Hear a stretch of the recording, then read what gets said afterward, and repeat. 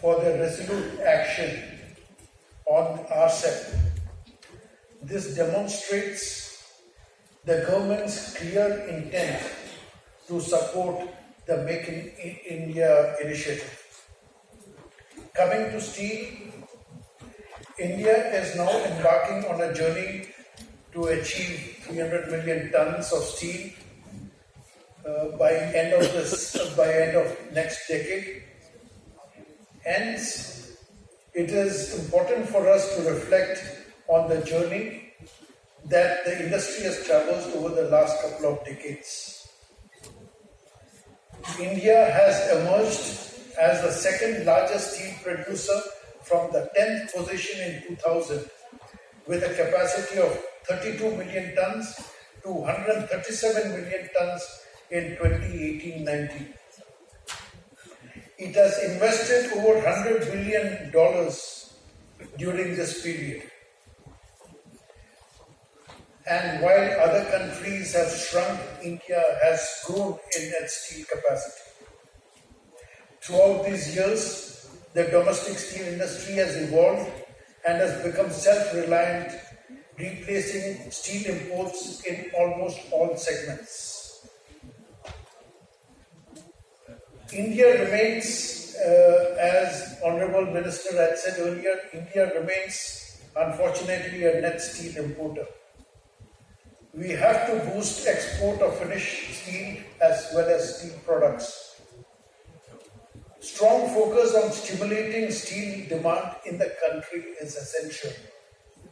Import substitution along with enhancing capabilities is the mantra. This essentially means that Indian steel industry has to constantly focus on quality and must continuously improve so as to compete with the best of the best in the global market.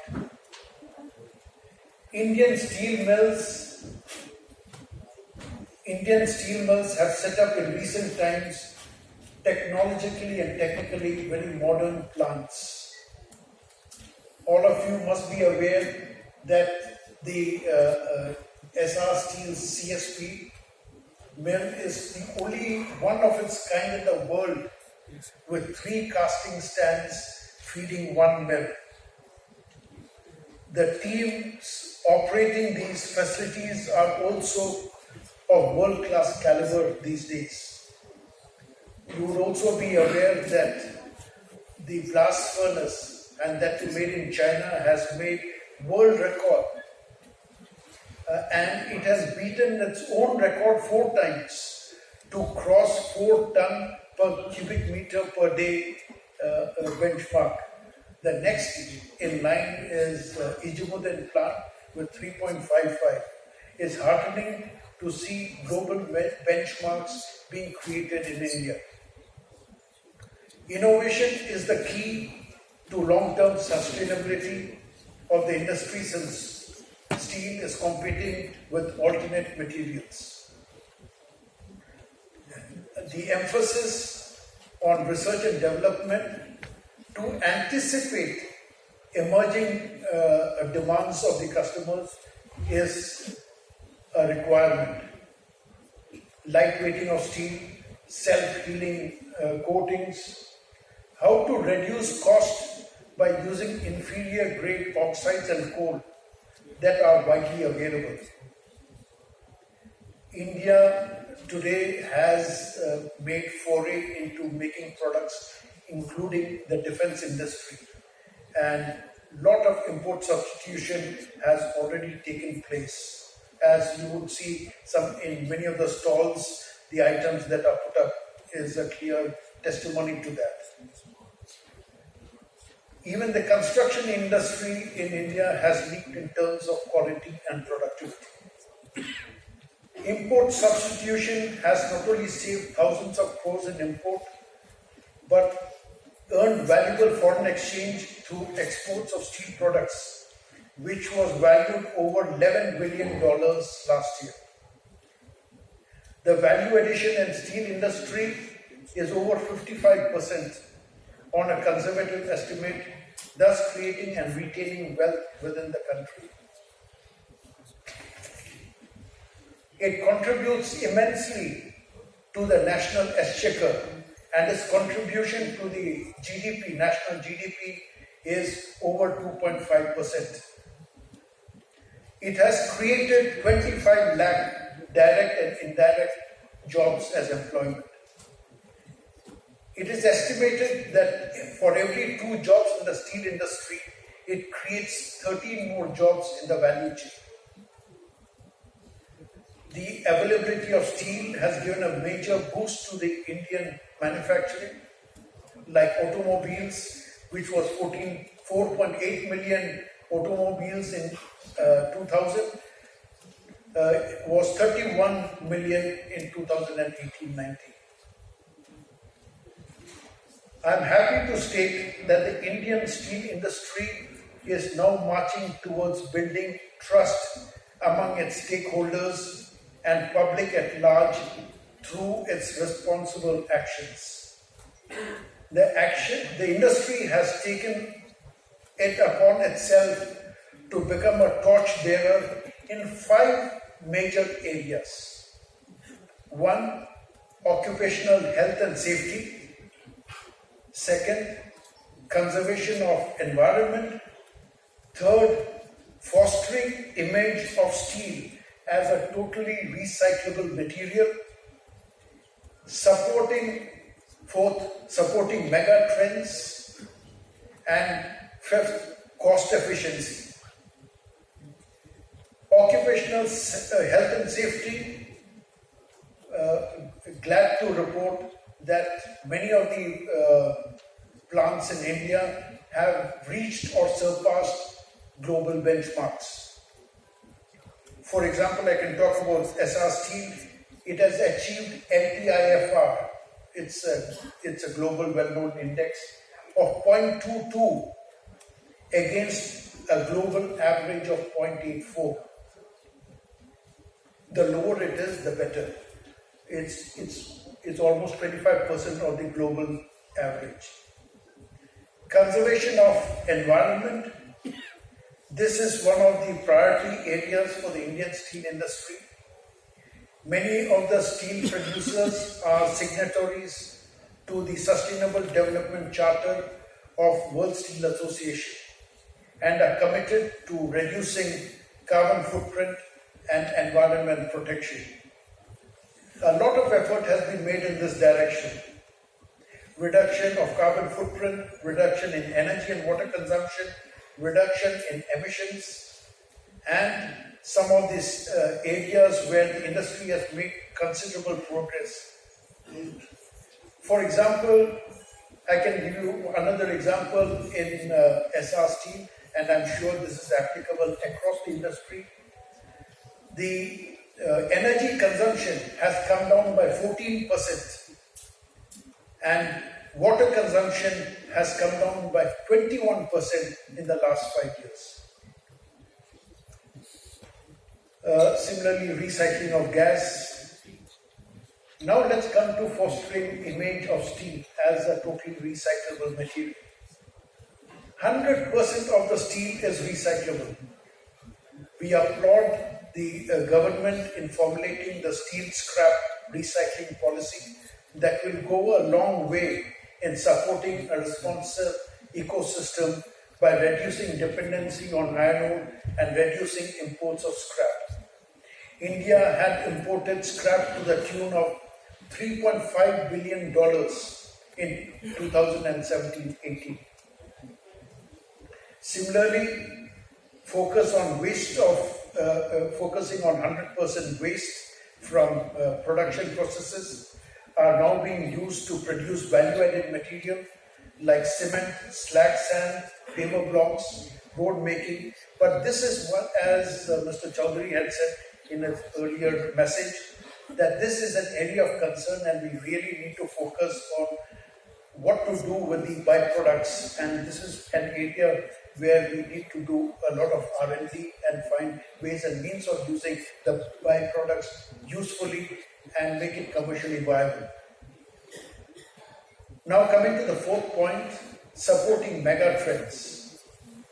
Indian steel industry is well equipped to imbibe and the emerging mega trends such as electric cars and smart cities. A beginning has been made in this direction, but there is a lot of scope for innovation.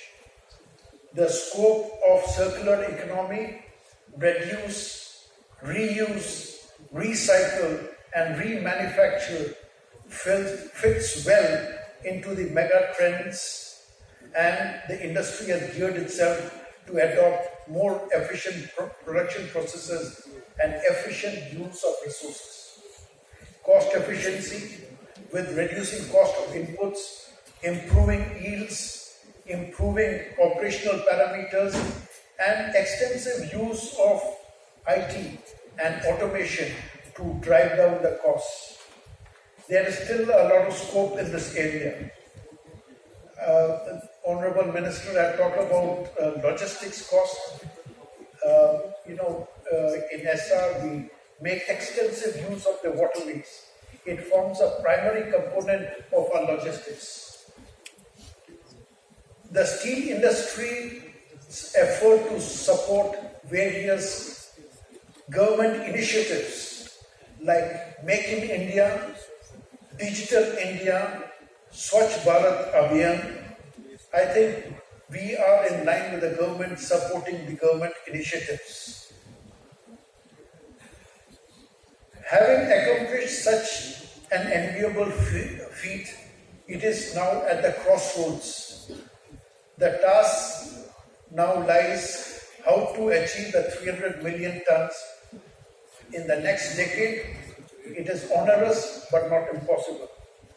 This can only be achieved through combined efforts of the industry and the government. The global overcapacity, volatility in steel markets, subdued demand, and trade barriers in various forms in various countries are plaguing the industry.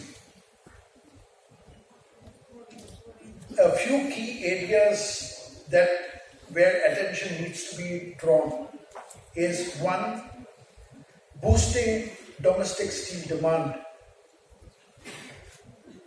because the production is rising, capacity is rising, we are going towards 300 million, but the demand has to be in sync. The infrastructure will be, focus on infrastructure will be a big boost. Increased rural penetration, increased steel intensity in construction, constructing steel silos, for example, for storage of grain. So much of grains is getting wasted today. Boosting low-cost housing, such as Pradhan Mantri Awas Yojana. These are important schemes and a lot of focus is required here. Cheaper imports at predatory prices continue to pose a threat, and quick remedial measures are required in this direction. The current steel prices are lower than the reference price put in about 3 years ago. There is a need to incentivize exports. There is a slew of taxes that are levied where these could be returned on making the exports. As Honorable Minister had said earlier, natural gas is clean gas, and usage of natural gas to make steel is a clean green process. So this has to be supported, but it supports the environment, and the government is also keen to support us on this. The old long-term gas contracts needs to be revisited, and the gas should be available at reasonable prices. The long-term contracts need to be revisited because it is right now $4 higher than what is available in the spot market. And gas also needs to be brought under the GST ambit. Reducing freight costs, this is known because the freight cost from Japan to India is about $20. but within India from south to north can cost twice as much. Develop strong and sustainable infrastructure to support the 300 million vision. Not only will it's an enabler, but it will also support steel demand. Seamless shifting of mines to the new successful bidders is a must. Another area where we need to have a good look is the royalty system in India. The royalty in India is about 5 times as high as many of the other countries. While Indian steel mills follow best practices in production and cost improvement, they are at a disadvantageous position against many countries due to various taxes and levies on energy which are not recoverable. But I'm told that the government is actively considering having a relook at these areas. We also require support for usage of steel byproducts like steel slag should be made mandatory for building roads, ballast for railway lines. This not only supports environment but frees up a lot of storage space for the steel mills. Steel industry in India has a great future considering the fact that per capita consumption is still at a low of 74 kg as against a global average of 225 kg, offering huge potential for growth. I would conclude by saying that steel industry has a great role to play and in growth of this great country, and we are yet to realize the potential. There is a huge potential, and we shall not lag behind. Hand in hand with the government, we shall support the government initiatives, and I'm sure the government will support the industry to reach the 300 million target by the end of next decade. Thank you very much.